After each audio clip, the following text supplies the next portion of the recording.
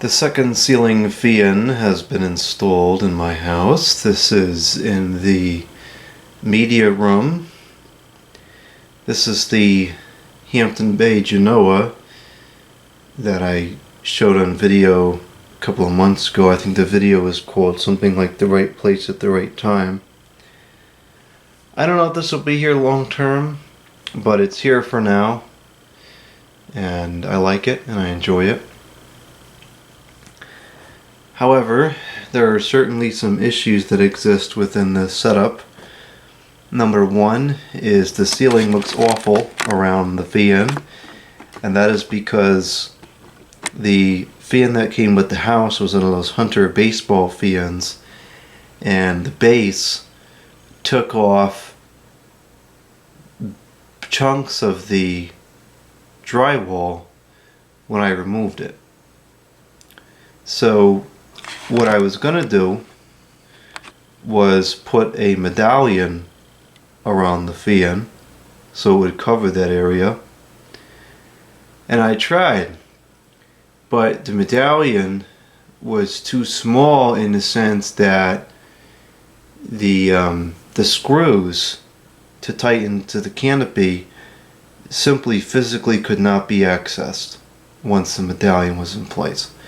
So I have to either just fix the ceiling correctly, cut a square out, put a new piece of drywall on, be done with it, or get a medallion that has a bigger opening. I think I'm going to go with the bigger medallion because I kind of like the medallions and I want them to be up there anyways. So that has to happen. The fan needs to go on a down rod because I don't like flush mount. It's too high up. Could move much more air if even if it had the 2 or 3 inch down rod on there. And then the other problem is within the switch. The switch here, just a regular single switch on and off.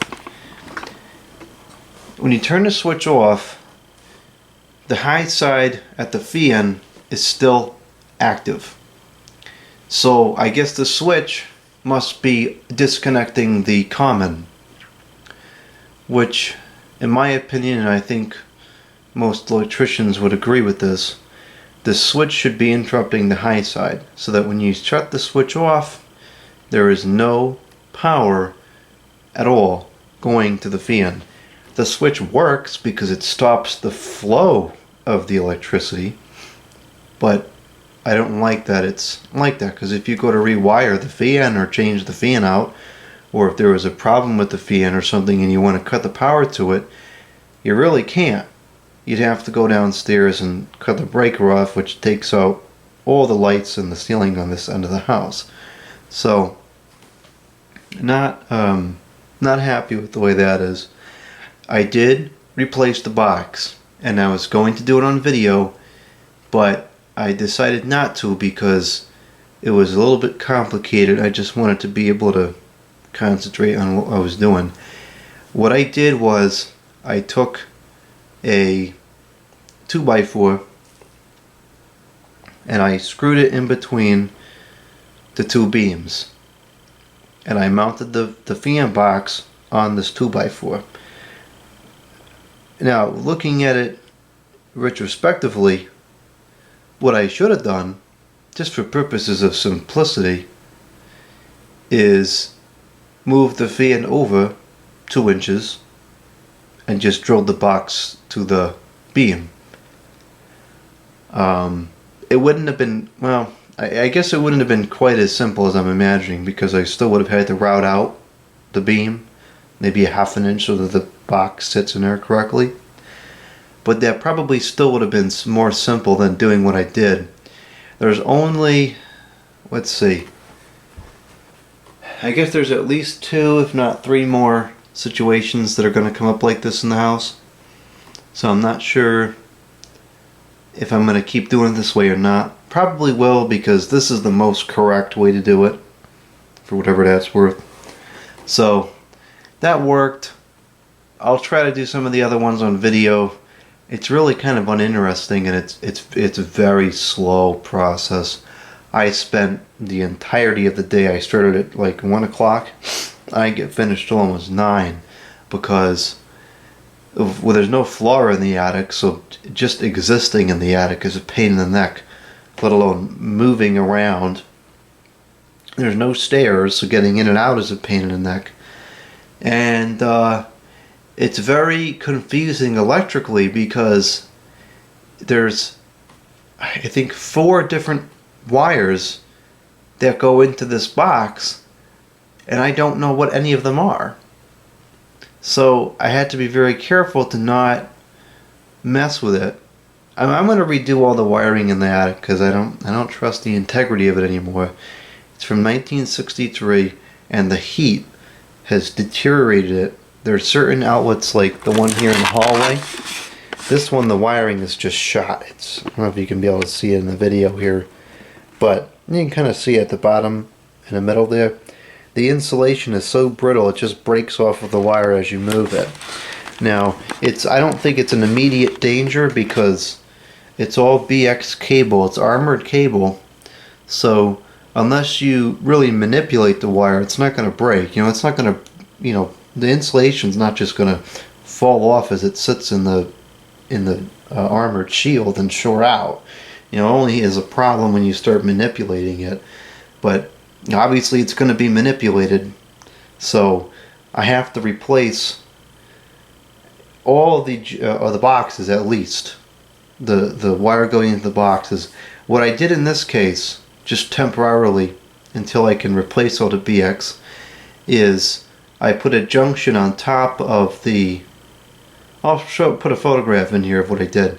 I actually just took the old box, put a cap on it, turned it upside down, and mounted it on top of the beam that I put in. And I connected a piece of Romex, and I put the Romex down into this box and used that to make the connection. And I've debated pretty heavily about how to do this because I had a couple people suggest at the old house that I should do something to protect the wire from the constant fan changes. And I agree with that. I'm just not quite sure what. So I thought about putting an outlet up there. I thought about putting an outlet, and then I'll plug a piece of BX onto a plug and plug it in, and then when it wears out I can just unplug it, change the BX, and then plug it back in. I thought about that. But that just seems to me like, it's not dangerous anyway, but it's like just ridiculous.